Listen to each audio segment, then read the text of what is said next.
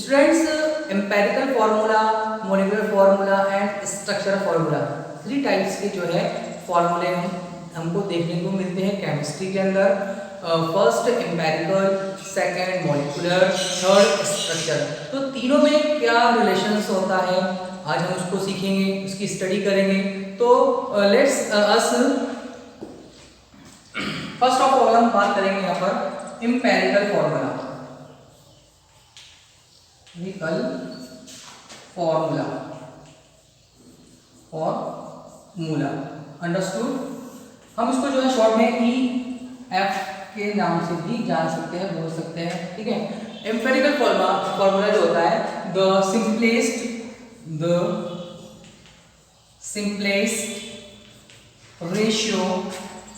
Ratio number of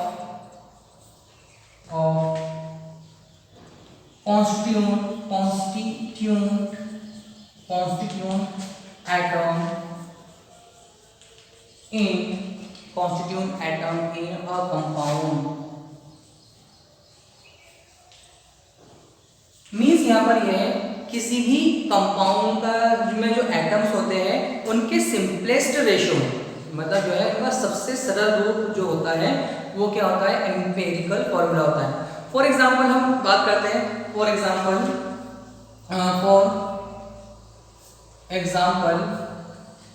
C and butane लेते हैं अपन, and butane. अब इसका जो फॉर्मूला होगा वो फॉर्मूला क्या होगा, C4H10। ये इसका जो है मॉलिक्यूलर फॉर्मूला है। क्या है ये मॉलिक्यूलर फॉर्मूला? हमको बताना है क्या है, हमको बताना है एम्पेरिकल फॉर्मूला, वो है ना। तो एम्पेरिकल फॉर्मूला कैसे बता सकते हैं अपन? फॉर एग्जांपल C, ठीक है, H लिए अपन ने इसका, और इसका जो है रेशियो, ठीक है, तो ये 4 रेशियो और 10, ठीक है। अब हमको जो है इसका सिंपलेस्ट रेशियो निकालना है, तो हम क्या करेंगे, इसको जो है 2 से डिवाइड करेंगे, 2 आएगा, यहाँ पर आएगा 5, अंडरस्टूड। तो सिंपल रेशियो क्या आएगा, C2H5, ये इसका EF फॉर्मूला है, अंडरस्टूड। एम्पेरिकल फॉर्मूला इस प्रकार, मतलब सबसे सिंपलेस्ट रेशियो, सबसे सिंपलेस्ट रूप उसका आपने देखा है कि एन ब्यूटेन का जो था मॉलिक्यूलर फार्मूला, जो एक्चुअल नंबर होते हैं वो थे, तो हमें क्या करना है, इसको सिंपलेस्ट फॉर्म के अंदर लेके आ गया। फॉर एग्जांपल C6H12O6, ठीक है। अब हमको बताना है कि इसका सिंपलेस्ट या रेशियो या इसका सिंपलेस्ट या एम्पेरिकल फार्मूला क्या होगा, ठीक है। तो C ratio, H ratio oxygen, understood. C total कितने हैं, 6 है, और 12 और 6, ठीक है। यदि हम उसको 6 से डिवाइड करेंगे तो 1 रेशियो 2 रेशियो 1, सिंपलेस्ट है, सबसे सिंपलेस्ट रूप है ये इसका। तो हम उसको जो है 6 से क्या कर रहे हैं, डिवाइड कर रहे हैं, तो बनेगा कि यहाँ पर C1H2O। तो कार्बोहाइड्रेट का मतलब जो है ग्लूकोज का जो है सिंपलेस्ट रूप या एम्पेरिकल फॉर्मूला क्या होता है, ये होता है, अंडरस्टूड। तो आपको आई होप आपको समझ में आया होगा। एक और एग्जांपल लेते हैं अपन, CH3COOH, ठीक है, ये इसका मॉलिक्यूलर फॉर्मूला है। अब मॉलिक्यूलर फॉर्मूले को कन्वर्ट करना है, बताना है हमारे को कि इसका जो है सिंपलेस्ट रूप या एम्पेरिकल फॉर्मूला क्या होगा। तो टोटल C कितने, यहाँ पर C ratio, H ratio oxygen, मतलब यहाँ पर 3 एटम्स प्रेजेंट है इस कंपाउंड के अंदर। तो C कितने हैं टोटल, C इसमें जो है कितने, 2 है, 2 रेशियो, H कितने टोटल 4 है, ऑक्सीजन कितने इसमें 2 है, ठीक है। तो इसके अंदर कितने हैं, 2 है, तो हम जो इसको 2 से डिवाइड करेंगे तो कितना आएगा, 2 और 1 2 1, मींस यहाँ पर CH2O, ठीक है।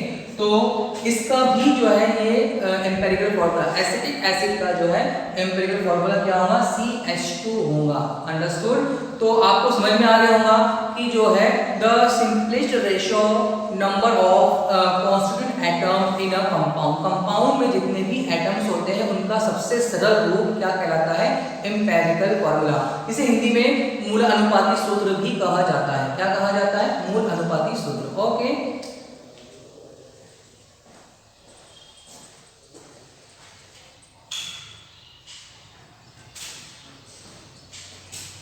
स्टूडेंट्स जो आपका नेक्स्ट है मॉलिक्यूलर फॉर्मूला, ठीक है। तो हम कह सकते हैं यहाँ पर whole number of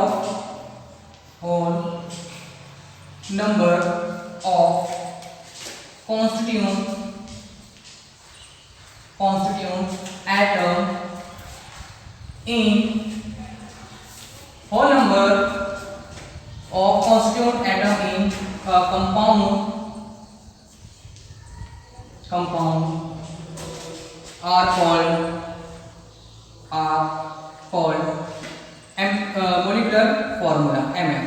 understood means यहाँ पर यह है कि जितने भी एटम्स होते हैं उनके जो नंबर है, उनके जो नंबर है एटम्स के, उतने ही क्या बनेंगे, उनके फार्मूला बनेगा। फॉर एग्जांपल यदि मैं कहूँ कि बेंजीन लिया मैंने, ठीक है, तो बेंजीन का मॉलिक्यूलर फार्मूला क्या होगा, तो होल नंबर, ठीक है। तो उसमें C कितने होते हैं, 6 होते हैं, और H कितने होते हैं, 6, ठीक है।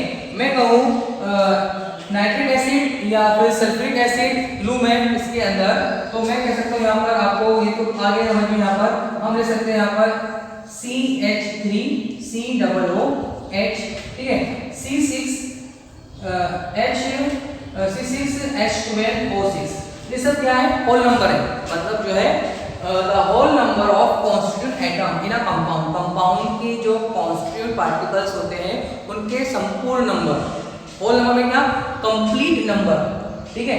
तो वो क्या कहलाएगा, उसका मॉलिक्यूलर फार्मूला कहलाएगा। अंडरस्टूड। उसके पहले अपन ने देख चुके हैं कि जो उसका एम्पिरिकल फार्मूला होगा, तो अपन लिख देते हैं यहाँ पर, तो EF लिख देते हैं अपन यहाँ पर।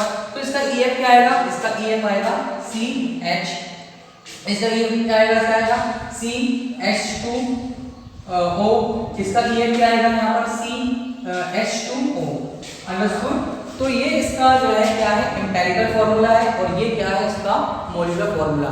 तो दोनों में डिफरेंस क्या है, दोनों में डिफरेंस ये है कि होल नंबर रहता है और ये सिंपलेस्ट रेशियो कौन होता है, ये होता है, और ये होल नंबर होता है। अब बात करते हैं यहाँ पर स्ट्रक्चरल फार्मूला की। Structural formula, understood. तो स्ट्रक्चरल फार्मूला क्या, कि हमको जो है कंप्लीट स्ट्रक्चर को मिले, ठीक है। एग्जांपल लेते हैं अपन एसिटिक एसिड C, ठीक है, और H, फिर यहाँ पर CO, H, O, ठीक है। तो ये इसका जो है सिंपलेस्ट फॉर्म, अंडरस्टूड। तो ये क्या है, इसका स्ट्रक्चरल फार्मूला है कि कार्बन की वैलेंसी कितनी होती है, 4 होती है। तो इस सब में क्या है, 4 वैलेंसी है। मींस यहाँ पर यह है कि स्ट्रक्चर के फॉर्म में रिप्रेजेंट करना स्ट्रक्चरल फार्मूला, सिंपलेस्ट रेशियो के अंदर जो है रिप्रेजेंट करना एम्पिरिकल फार्मूला, और होल नंबर के अंदर रिप्रेजेंट करना molecular formula. I hope are you understood, okay.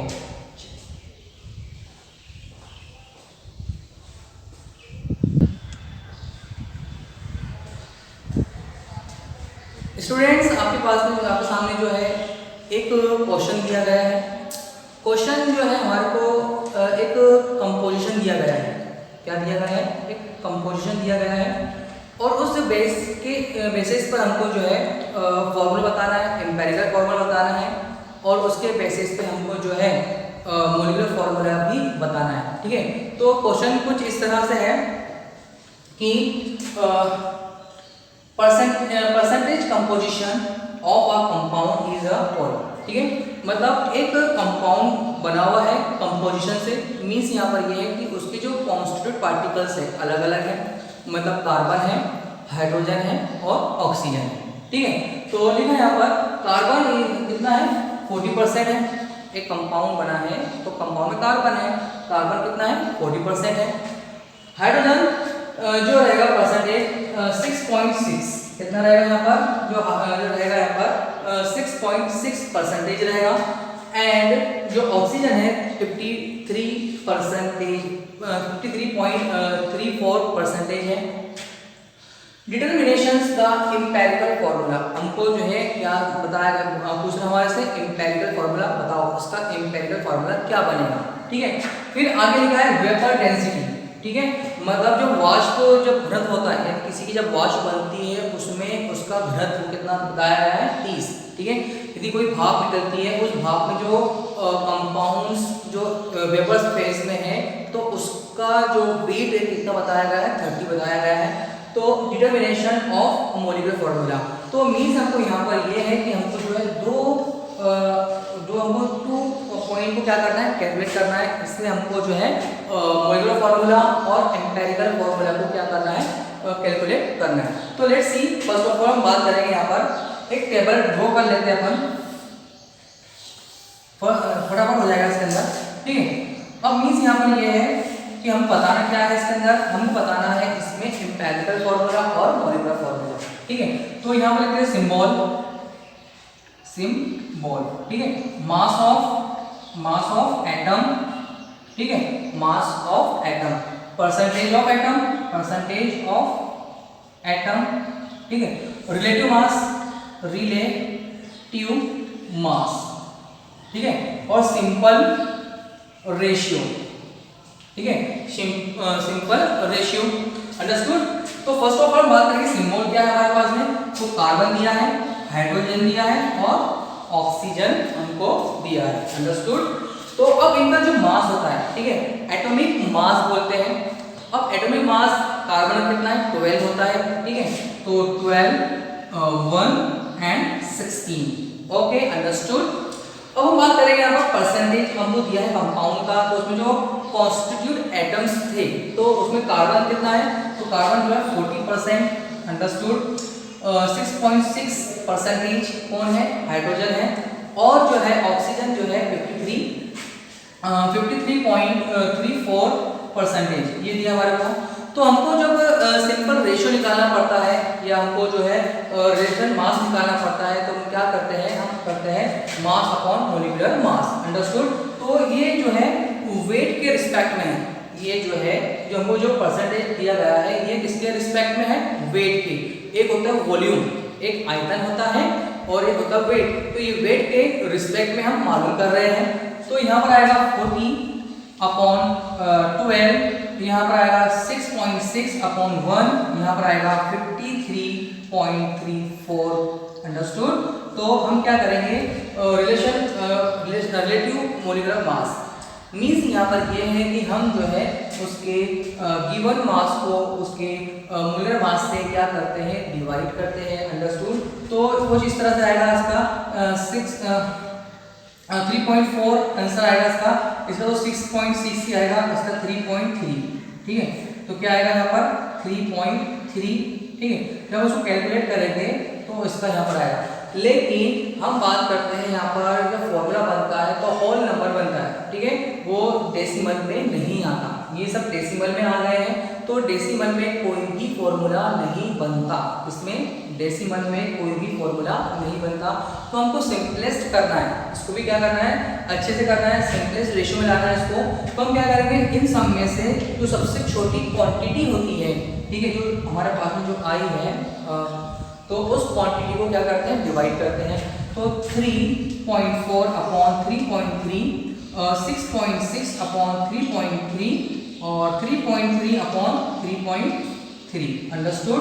तो ये हमारे पास में क्या हो गया है, हम जब देखेंगे तो क्या आएगा, यहाँ पर 1 आएगा, यहाँ पर 2 आएगा, यहाँ पर आएगा 1, अंडरस्टूड। फिर एक बार मैं आगे समझाता हूँ आपको। सबसे पहले अपन क्या करेंगे, सिंबल या C और H और O जो को हमारे कंपोजिशन में दिया गया था, अब उनका सिंबल तो ले लिया है, उनका मास ऑफ एटम, अब एटम का जो मास होता है, द्रव्यमान होता है, मोलिकुलर मास होता है, तो कार्बन का 12 होता है, हाइड्रोजन का 1 होता है, ऑक्सीजन का 16 होता है, अंडरस्टूड।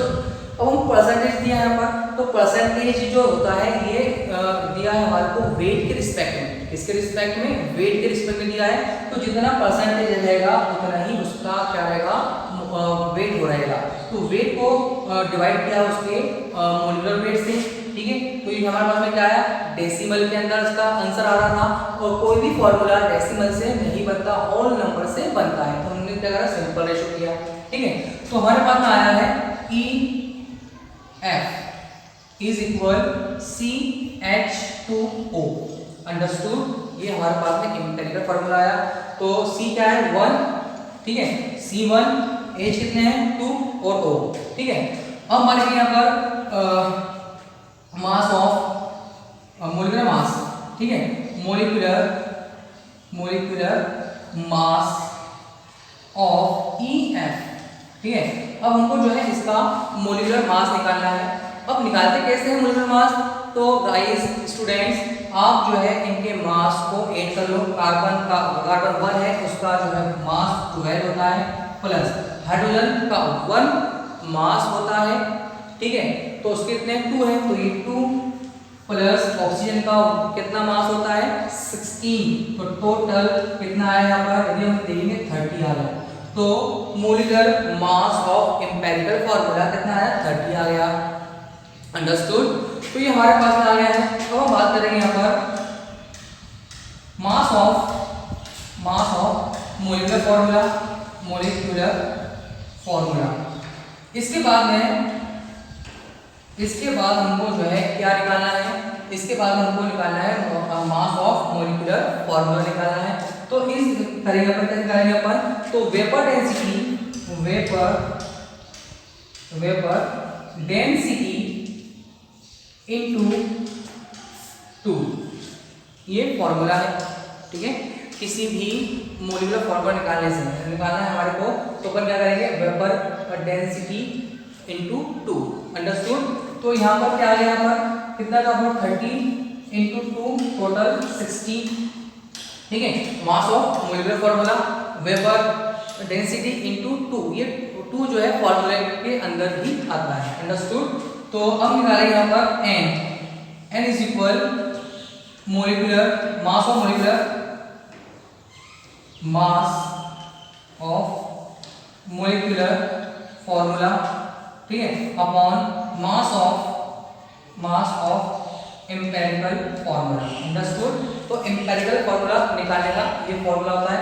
तो हम जो है n, अब n की जगह हमको निकालना क्या है n, क्योंकि n जो है एक मतलब जो है एक फॉर्मूले के अंदर आता है, बताऊंगा आपको फार्मूला में। तो n आया हमारे पास में, तो निकालेंगे कितने 60 अपॉन 30 कितना आया 2। तो n क्या आया है? n आया है 2। अब हमारे पास में आता है क्वेश्चंस की, हमने तो देख लिया है। उससे पहले हमको निकालना क्या था? पहला फर्स्ट हमारी स्टेप थी कि हमको निकालना था एम्पिरिकल फार्मूला। उसके बाद में जो सेकंड स्टेप थी वो क्या थी हमारी? हमको मालूम करना था मोलिकुलर फार्मूला। तो एम्पिरिकल फार्मूले से मोलिकुलर फार्मूला निकालना रहेगा, तो हम क्या करेंगे यहाँ पर वेपर जो हमको दिया गया है इसको इनटू 2 करना है। तो वेपर प्रेशर डेंसिटी इनटू 2, ठीक है। तो ये हमारे पास 60 आया है। हमारे पास जो फार्मूला है, ठीक है, फार्मूला क्या होता है? फार्मूला मैं यहाँ देता हूँ आप लोगों को। तो यहाँ होता है molecular formula into empirical formula, ये होता है। मतलब हम जब मोलिकुलर फार्मूला निकालना रहता है हमारे को, तो हम क्या करते हैं n इनटू एम्पिरिकल फार्मूला, ये एक फार्मूला होता है, ठीक है। तो mf निकालना है हमारे को, mf हमको निकालना है। तो n कितना आया हमारे पास में? n आया है 2, और 2 ये इनटू फार्मूला क्या है हमारे पास में? CH2O, ठीक है। तो CH2O, ठीक है। अब उसको मल्टीप्लाई करेंगे तो क्या बनेगा हमारे पास फार्मूला? हमारे पास बनेगा फार्मूला कुछ इस तरह से C2H4 और O2। अंडरस्टूड? तो ये आपका जो है क्या रहेगा मोलिकुलर फार्मूला रहेगा। क्या रहेगा मोलिकुलर फार्मूला? ठीक है, C2H4O2, ठीक है। तो स्टूडेंट्स आपने आज जो सीखा है आपको जो है इसी तरह से निकालना रहेगा। मेन आपका जो फॉर्मूला था वो फॉर्मूला क्या था? Molecular formula is equal n into empirical formula. Means यहाँ पर ये है कि आपको mf निकालना है तो क्या करना पड़ेगा? n इनटू ef करना पड़ेगा। और ये n निकालने के लिए हमको निकालना पड़ेगा क्या? मास ऑफ मॉलिक्यूल और mass of empirical formula. Understood? I hope आपको समझ में आया होगा।